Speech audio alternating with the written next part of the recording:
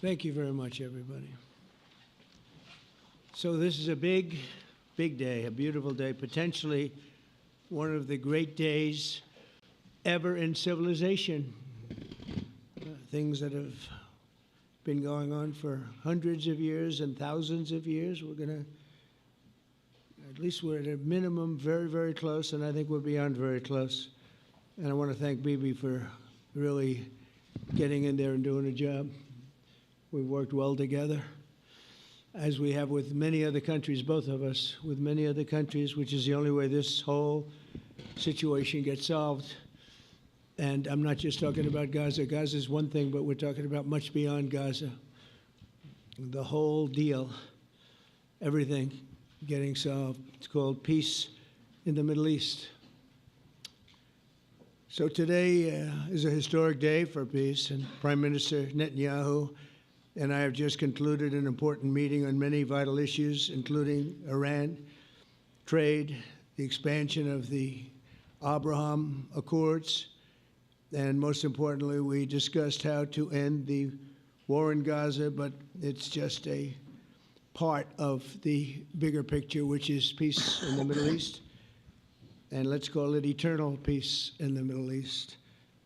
So this is far more than anybody expected, but the level of support that I've had from the nations in the Middle East and surrounding Israel and neighbors of Israel has been incredible, incredible. Every single one of them. This afternoon, after extensive consultation with our friends and partners throughout the region, I'm formally releasing our principles for peace, which people have really liked, I must say.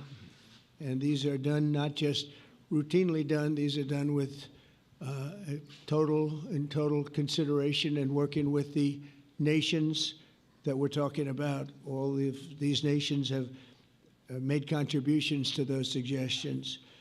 I want to thank the leaders of many Arab and Muslim nations for their tremendous support in developing the proposal, along with many of our allies in Europe. Europe has been very much involved, and as I was called by many of the European leaders, most of them saying, is this true? Are you really doing peace in the Middle East? This is the most incredible thing we've heard. Some think it's the biggest thing they've ever heard. They called just to find out, was it just a rumor or is it actually done? And then they said, have you spoken to the Arab leaders? Have you spoken to all of the other leaders that we have to get? A lot of people involved in this one. I also want to thank Prime Minister Netanyahu for agreeing to the plan and for trusting that if we work together, we can bring an end to the death and destruction that we've seen for so many years, decades, even centuries, and begin a new chapter of security, peace, and prosperity for the entire region. And I want to just say that my meetings and dialogue that we had with so many countries, Saudi Arabia as an example, the king is a phenomenal person. The Emir of Qatar, he's incredible people. UAE, and that's MBZ and ABZ. We're totally involved. These are the people that we've been dealing with and who've been actually very much involved in this negotiation, giving us ideas, things they can live with, things they can't live with. Pretty complex. I mean, after 2,000, 3,000 years, whatever it is, I guess it's got to be a little complex, or it would have been done a long time ago. The King of Jordan was with us, as you know, in the United Nations. The President of Turkey, President Erdogan, is a friend of mine, a strong man, but a good man. President of Indonesia, somebody who's an amazing leader, Prabowo. He is an amazing leader and respected by everybody. He was in the room with us. We were together with most of these people that I'm mentioning. Others were by phone or the next day. The Prime Minister and the Field Marshal of Pakistan, they were with us right from the beginning. Incredible. In fact, they just put out a statement that they fully believe in this pact. It just came out just as I was walking around. They said, sir, you have a big notice from the Prime Minister of Pakistan and from the Field Marshal that they back this 100%. President El-Sisi of Egypt, who's terrific. And these are people I've gotten to know over the years. I mean, I would say it started around 2015 and then went into 2016 when the presidency officially began. But I've known him actually for a long time, and there are many cases really great men. I can't say in all cases, but I will tell you in many cases they're great men and some great women too. They tend to be mostly men, however, I will say that. But if accepted by Hamas, this proposal calls for the release of all remaining hostages immediately, but in no case more than 72 hours. So the hostages are coming back, and I hate even saying this from the standpoint, doesn't sound right, but it is so important to the parents. The bodies of the young men, I believe in almost all cases, the young men are coming back immediately. I met with parents. The parents felt as strongly about getting the body of their dead boy back as they did as though the boy were alive and well. It's so important to them. And it means the immediate end to the war itself, not just Gaza. It's the war itself. Under the plan, Arab and Muslim countries have committed, and in writing in many cases, but I actually would take their word for it. The people I mentioned, I'd take their word for it, to demilitarize Gaza, and that's quickly. Decommission the military capabilities of Hamas and all other terror organizations. Do that immediately. And we're relying on the countries that I named and others to deal with Hamas. And I'm hearing that Hamas wants to get this done too, and that's a good thing. And destroy all terror infrastructure, including the tunnels, weapons, production facilities. They have a lot of production facilities that we're destroying.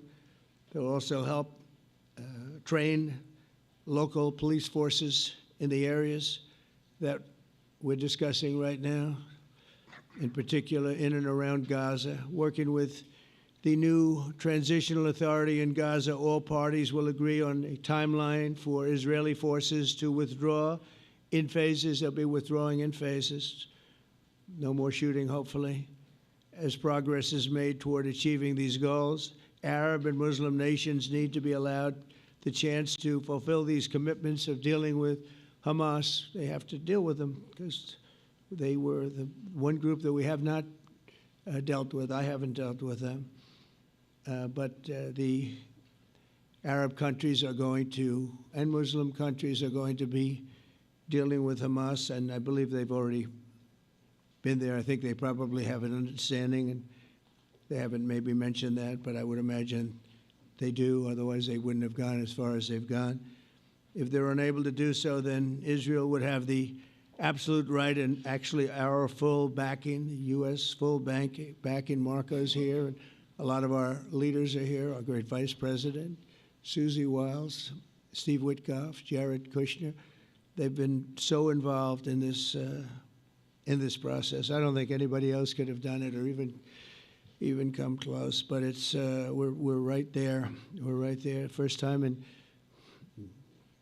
thousands of years, I think you can probably say, if you really look into it, if you study back, if you're a scholar, you would say thousands of years. Israel would have my full backing to finish the job of destroying the threat of Hamas. But I hope that we're going to have a deal for peace. And if Hamas rejects the deal, which is always possible, they're the only one left. Everyone else has accepted it. But I have a feeling that we're going to have a positive answer. But if not, as you know, Bibi, you'd have our full backing to do what you would have to do.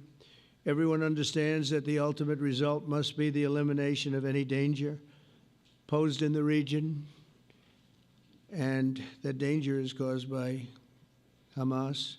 The tyranny of terror has to end, and this is, again, something that we're looking for. This is eternity. This is for forever. To ensure the success of this effort, my plan calls for the creation of a new international oversight body, the Board of Peace, we call it, the Board of Peace, sort of a beautiful name, the Board of Peace, which will be headed not at my request, believe me, I'm very busy, but we have to make sure this works. The leaders of the Arab world and Israel and everybody involved asked me to do this, so it would be headed by a gentleman known as President Donald J. Trump of the United States. That's what I want, is some extra work to do, but it's so important that I'm willing to do it, and we'll do it right, and we're going to put leaders from other countries on, and leaders that are very distinguished leaders, and we'll have a board, and one of the people that wants to be on the board is the UK former Prime Minister, Tony Blair, good man, very good man, and some others, and they'll be named over the next few days, and it'll be quite the board. Working, everybody wants to be on it now. I don't know if that had anything to do. They named me and everybody else wanted to be on it. I guess they figure, well, he's a soft touch. He'll be easy to deal with. Working with the World Bank and others, it will be responsible for recruiting and training a new government that will be made up of Palestinians along with highly qualified experts from all around the world.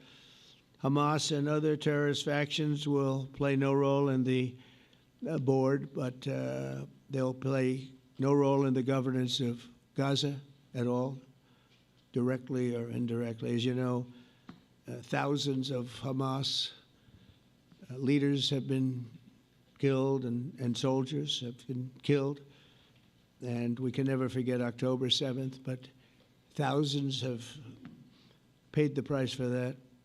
And now it's time to get our hostages back and get back to trying to build something that's really great and very important. In our meeting today, Prime Minister Netanyahu was very clear about his opposition to a Palestinian state.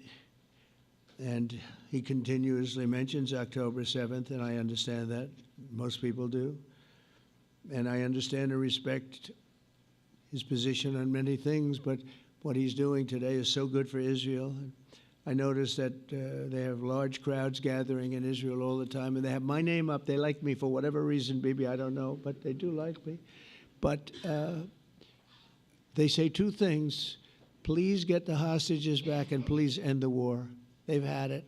It's had it. So I think it's a very popular thing you do, because he's a warrior.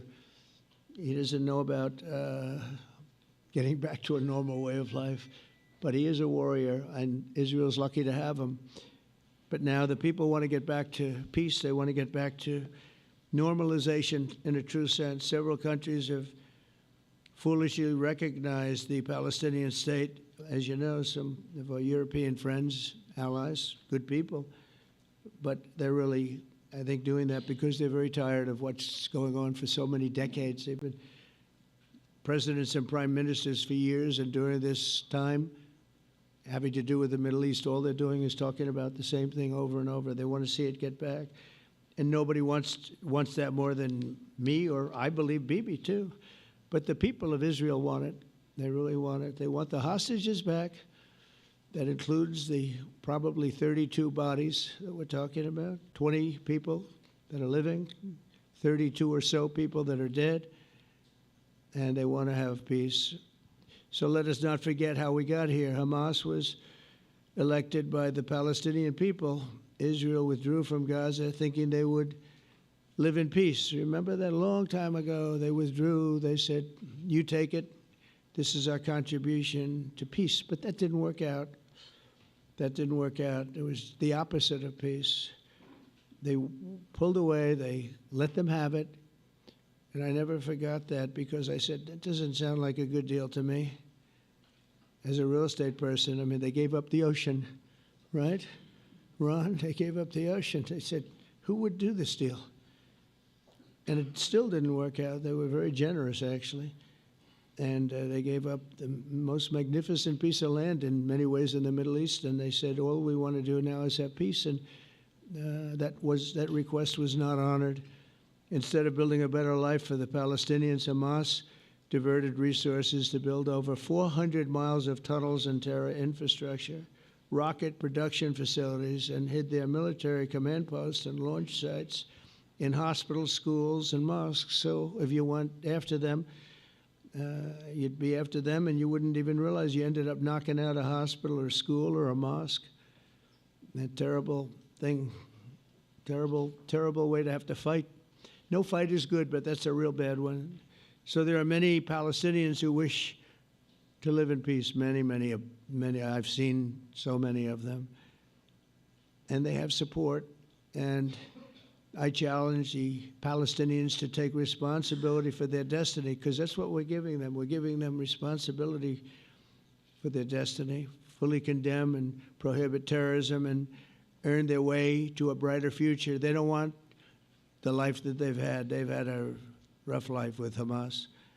If the Palestinian Authority does not complete the reforms that I laid out in my vision for peace in 2020, they'll have only themselves to blame. We're giving them an amazing footprint, and they have amazing support from the leaders of the Arab world and the Muslim world, the great leaders. These are great leaders. These are unbelievable leaders that have built great countries and very wealthy countries. What the future holds for the Palestinians, no one really knows, but the plan that we put forward today is focused on ending the war immediately, getting all of our hostages back, getting everything back. Hard to believe when you even say it, and creating conditions for durable Israeli security and Palestinian success. Israeli security is going to be involved. We're going to help you. We'll be there with you in terms of helping with security. We want to make sure it works. We just want to make sure it works. There shouldn't be a shot fired. Now, there will be, I guess, because that's the way it seems to be, but there shouldn't have to be within a few days. There shouldn't have to be a shot fired. Maybe for eternity. Wouldn't that be nice? I hope it's true. I can tell you the leadership of that region feels that there's a good chance of it being true. So this will lead to this agreement that we're talking about will lead to a sustainable long-term peace. No president in history has been a greater friend of the state of Israel than I have, in addition to negotiating the Abraham Accords. I like to say it that way because the real people, that's what they call Abraham. I would say Abraham, but it's so much nicer when you say Abraham. So much more elegant. But the Abraham Accords are amazing. Jared, you did that along with your group of geniuses, and nobody thought that could be done. We have 4 countries, and Sleepy Joe Biden didn't do a thing. He didn't even know what the hell they were. He should have had them fold up. But I think this will also lead to packing them. And who knows, maybe even Iran can get in there.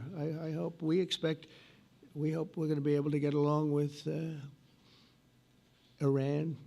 I think they're going to be open to it. I really believe that.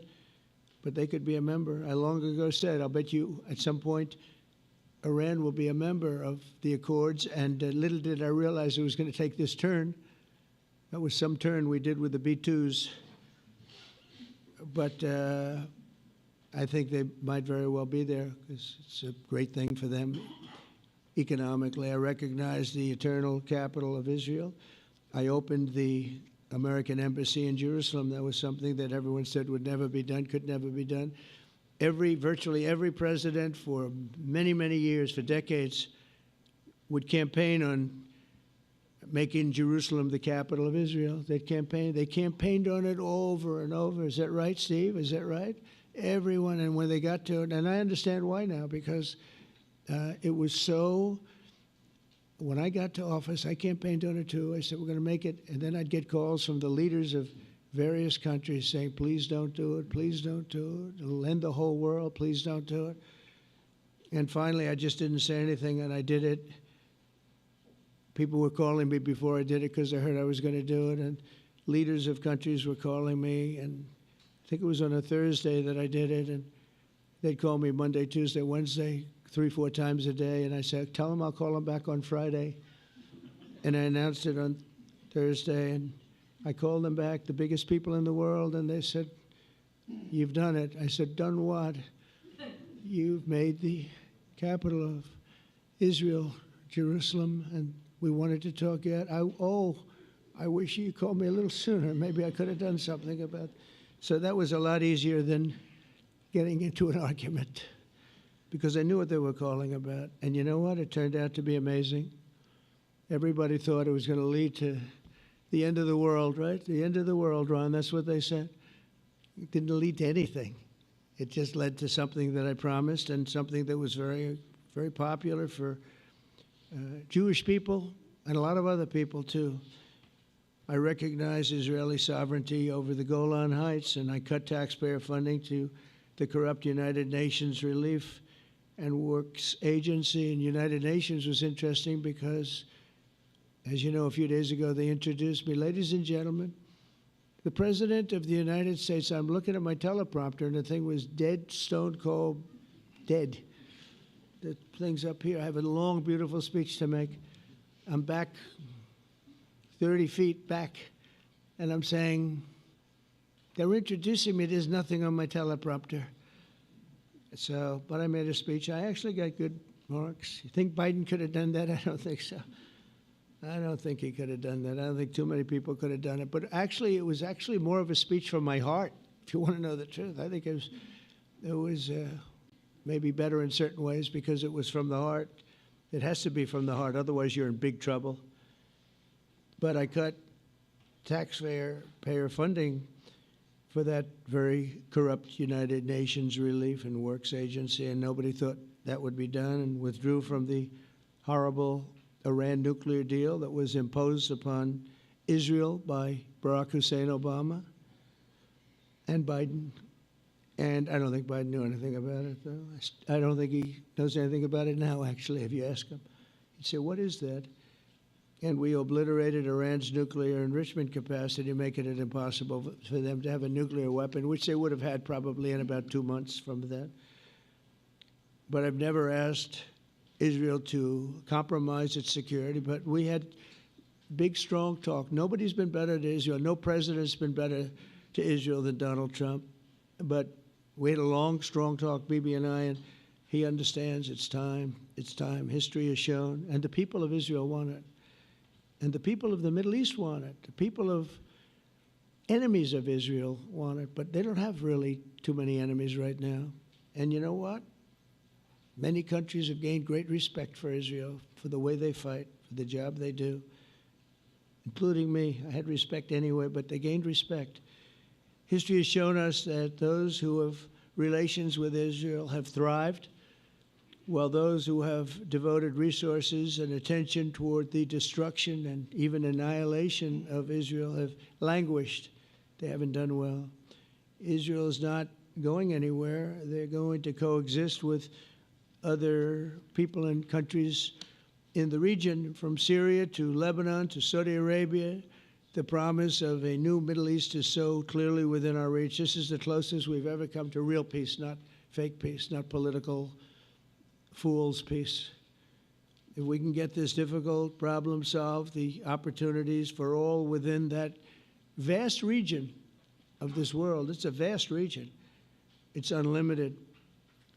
The Abraham Accords show that all countries are better off when they communicate and work together and embrace new opportunities. I hope Jared and Steve and Susie and Marco and JD, we have great people. I hope you guys are going to work very hard to get these other countries in, because now they have no excuse. There's no longer an excuse. They were somewhere hesitant. And I tell you, the 4 countries that went in, I give them tremendous credit, and it's worked out incredibly well for them. In the same spirit, I'm pleased to report that earlier today we took another important step toward greater understanding in the region. A short time ago, we had a historic phone call in the Oval Office with Prime Minister Tani, who's really a great, great person. So we had a great talk, and I was on the phone, and Bibi was talking. Prime Minister Al-Thani was of Qatar. They really had a heart-to-heart conversation. It was a great conversation, I thought. It was productive. It was everything that you need to have something turn out to be successful. And I want to thank Bibi, and I want to thank the Prime Minister. It was fantastic. We agreed to launch a formal trilateral mechanism between Israel, Qatar, and the United States to begin a dialogue to enhance mutual security, correct misperceptions, and avoid future misgivings. And I want to thank Qatar, its leadership, and the Emir. He's a fantastic person. I think, you know, I'm going to be his public relations man because I know him differently than a lot of people know him. But he wants peace. He wants to see peace. And his people, and they really acknowledge the critical role that they've played as mediator. And again, we're not quite finished. We have to get Hamas, but I think they're going to be able to do that. So now it's time for Hamas to accept the terms of the plan that we've put forward today. And again, this is a different Hamas than we were dealing with because I guess over 20,000 have been killed. Their leadership has been killed 3 times over. So you're really dealing with different people than we've been dealing with over the last 4 years, 5 years. Everyone has done their part and come to the table in good faith. Our Arab and Muslim partners are fully prepared to step up and fulfill their commitments for the benefit of the people of Gaza and the entire region. They're willing to step up and do a lot. They really are. There are a lot of good people involved. Everyone who wants to see, everybody who wants to see an end to the violence and destruction should be united in calling for Hamas to accept the extremely fair proposal so that we can end the war and get us back our hostages right now and have everlasting peace. And I look forward to having relationships with everyone. As the chairman of the board, I'll be involved, and we'll have meetings with some very smart people that'll be working over there to make sure that we haven't just been wasting time with an agreement that doesn't get done. The task of building peace will not be easy. There are some of the hardest problems in the world to solve, and that's why it's been going on for so many centuries. But too many lives are at stake not to try, and this is more than a try. I mean, I think this is something that gets done when you have virtually every country, and these are powerful, powerful countries that have a lot of money, and the money can make things happen. A lot of countries try, and they don't have any money. These are very rich countries that can make things happen. So together we'll forge a much safer and more hopeful future for everybody, including Israel. And I want to thank Prime Minister Netanyahu for his partnership. And I want to thank all of the leaders, the kings and the emirs and the presidents and prime ministers, people I mentioned. And they've been absolutely fantastic to work with. And it's just happened very quickly. It's happened from a couple of weeks before I had a meeting, a couple of meetings, but a couple of weeks before we went to the United Nations, and we had some incredible meetings. It all came to place. It all took place, and everybody wanted to be a part of it. I don't have anybody that's saying we don't want anything to do with it. It's just the opposite. And I'll tell you, a couple of years ago, a year ago, I don't think we would have had this kind of participation, Mr. VP, right? I don't think we would have had. It's been amazing. The participation was 100%. Everybody wants to be a part of it. And everybody, those very strong countries, everybody wants it to work. So, Bibi, congratulations on this. I think this will be your crowning achievement, frankly. If this all works out, we think it will. It's going to be your crowning achievement. And I want to thank you very much for being here. Thank you. Please. Thank you. Thank you. Mr. President, first I want to thank you for graciously hosting me once again in the White House. And second, I want to thank you for your friendship and for your leadership. From Jerusalem to Tehran, from the Golan Heights to Gaza, you've proven time and again what I've said many times. You are the greatest friend that Israel has ever had in the White House. And Mr. President, you and I both know it's not even close. While you focus at home on making America great again, your leadership abroad is changing the world for the better, ending wars and advancing peace. I believe that today we're taking a critical step towards both ending the war in Gaza and setting the stage for dramatically advancing peace in the Middle East, and I think beyond the Middle East. in very important Muslim countries. I support your plan to end the war in Gaza, which achieves our war aims. It will bring back to Israel all our hostages, dismantle Hamas's military capabilities, end its political rule, and ensure that Gaza never again poses a threat to Israel. We would not have achieved this turning point without the courage and sacrifice of our incredibly brave soldiers. They fight like lions to defend the people of Israel, and they serve on the front line in the war between civilization and barbarism. Mr. President, when our two countries stand shoulder to shoulder, we achieve the impossible. Just a few months ago, in Operation Rising Lion and Operation Midnight Hammer, we struck a decisive blow against Iran's nuclear and ballistic missile program. Your bold decision to send those B-2s made the region safer and the world safer. Now, under your leadership, we're taking the next step to win the war and expand the peace. Your plan is consistent with the 5 principles my government set for the end of the war and the day after Hamas. Everybody asks, what is your plan for the day after Hamas? Here's our plan. Pass it in the cabinet. All our hostages, both those who are alive and those who died, all of them will return home immediately. Hamas will be disarmed. Gaza will be demilitarized. Israel will retain security responsibility, including a security perimeter for the foreseeable future. And lastly, Gaza will have a peaceful civilian administration that is run neither by Hamas nor by the Palestinian Authority. If Hamas agrees to your plan, Mr. President, the first step will be a modest withdrawal, followed by the release of all our hostages within 72 hours. The next step will be the establishment of an international body charged with fully disarming Hamas and demilitarizing Gaza. I appreciate your willingness to lead the body, Mr. President. I really appreciate it because you have a lot of things to do, and this is important. And it reflects the confidence that this will give everyone, that things will be followed up on all the commitments made. The fact that you're taking this on, I think, helps a lot to make sure that everything flows in the direction that we want. Now, if this international body succeeds, we will have permanently ended the war. Israel will conduct further withdrawals linked to the extent of disarmament and demilitarization, but will remain in the security perimeter for the foreseeable future.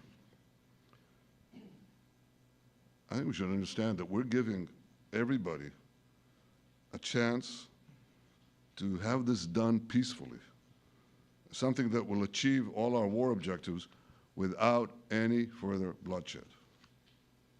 But if Hamas rejects your plan, Mr. President, or if they supposedly accept it and then basically do everything to counter it, then Israel will finish the job by itself. This can be done the easy way, or it can be done the hard way, but it will be done. We prefer the easy way, but it has to be done. All these goals must be achieved because we didn't fight this horrible fight, sacrifice the finest of our young men to have Hamas stay in Gaza and threaten us again and again and again with these horrific massacres. Mr. President, I was encouraged by your clear statement at the UN against the recognition of a Palestinian state. That would be an outcome that, after October 7th, would reward terrorists, undermine security, and endanger Israel's very existence. As for the Palestinian Authority, I appreciate your firm position that the PA could have no role whatsoever in Gaza without undergoing a radical and genuine transformation. In your 2020 peace plan, which you mentioned just now, you made clear what that transformation requires. It's not lip service.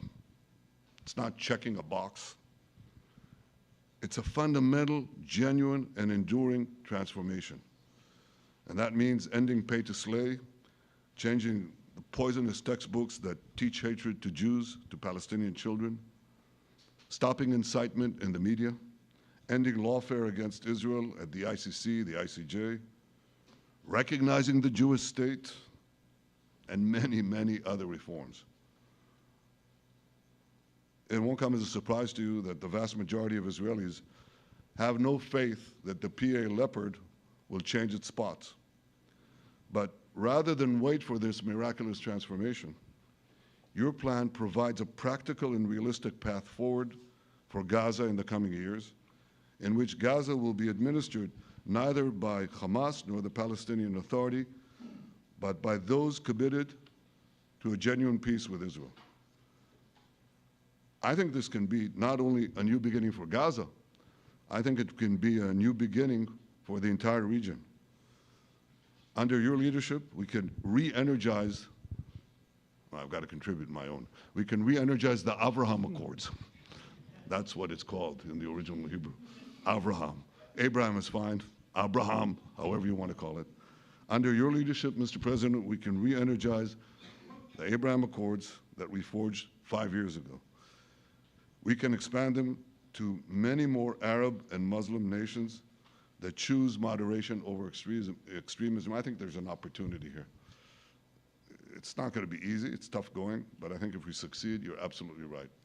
We're going to open possibilities that nobody even dreamed of. But I think we dream of them. As you've told me, Mr. President, and you've told the world many, many times, you said, remember October 7th. Remember October 7th. And we do. We will never forget the horrors of October 7th, and we will do whatever is necessary to make sure they don't happen again. Since October 7th, Israel's enemies have learned a hard truth. Those who attack us pay a heavy price, but those who partner with us advance progress and security for their peoples. President Trump just said it. It's also in the Bible. It says, those who will bless you will be blessed, and those who will curse you will be cursed.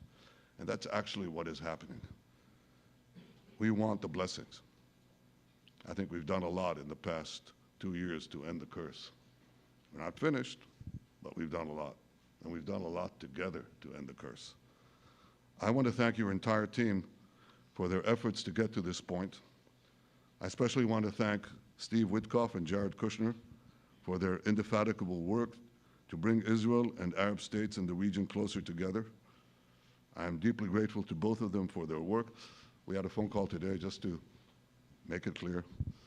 I said to the Prime Minister of Qatar, Israel was targeting terrorists, wasn't targeting Qatar. And of course, we regretted the loss of the Qatari citizen, wasn't our target. And I very much appreciate President Trump's proposal to have a trilateral body, the United States, Israel, and Qatar, to work out respective grievances. There are quite a few. But if we could try to mitigate them or put it on a different footing, I think that'll be good for everyone. Above all the people, the fine team, the many helpers who've done this, I want to thank you, Mr. President. History has already shown that under your leadership, Israel and America can change the face of the Middle East. And today I'm hopeful that your plan to end the war in Gaza will do so again and do so soon. It will free our hostages, end Hamas's tyranny in Gaza, and enable a more secure and prosperous future for the peoples of our region. Thank you, Mr. President. May God bless America. May God bless Israel. May God bless the indispensable alliance between our countries.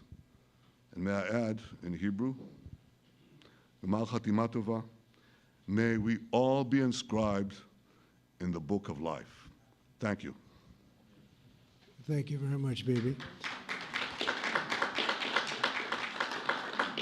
So I think while we wait for these documents to be signed and get everybody in line, I think it maybe is not really appropriate to take questions. I'm meeting with, as you know, a couple of Democrats in a little while about the country, about keeping our country open.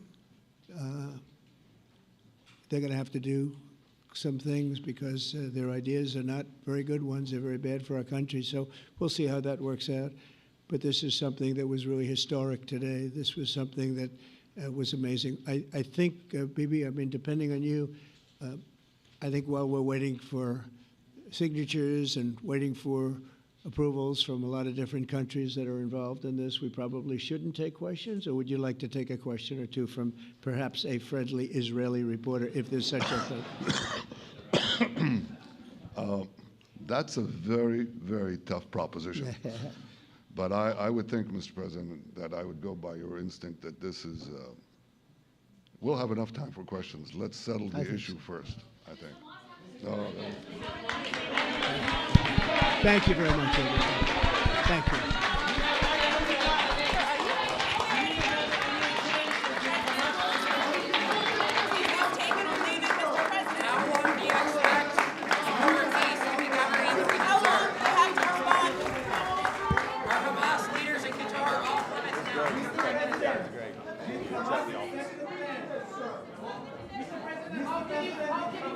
Thank you.